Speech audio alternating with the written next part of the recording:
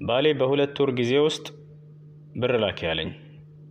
ያን ብር ማትልኪ ከሆነ ሚስቴ አይደለሽም አለኝ እና ያን ብር ሳልክለት ቀረሁኝ ባለው ጊዜ። ስለዚህ ኒካው እንዴት ይታያል ትላለች? ኒካው ወርዷል። እንደ ዑለሞች ንግግር ኒካው ወርዷል።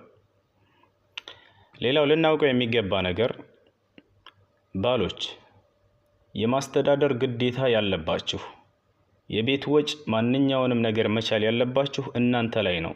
ሸሪዓ በሴት ልጅ ላይ አላደረገውም፣ ይሄን ነገር በወንድ ልጅ ላይ ነው።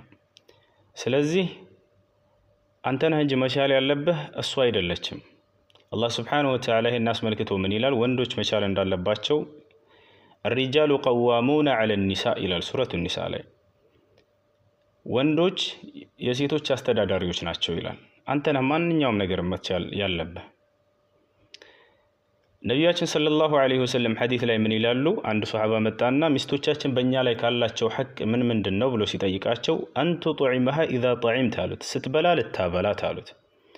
ወተክሱሃ ኢዛ እክተሰይት፣ ስትለብስ ልታለብሳት አሉት።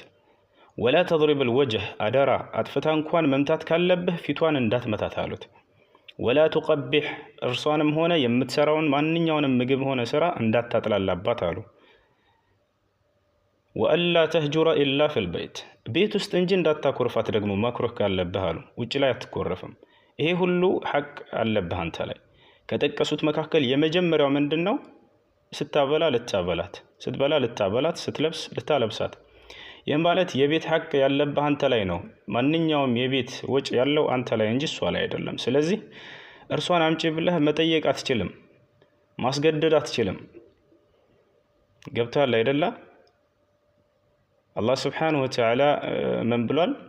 ፈኢን ጢብነ ለኩም ዐን ሸይኢን ሚንሁ ነፍሰን ፈኩሉሁ ሀኒአን መሪአ፣ ወደው ደስ ብሏቸው ከነፍሳቸው ከሰጧችሁ የዛኔ ብሉ ብሏል።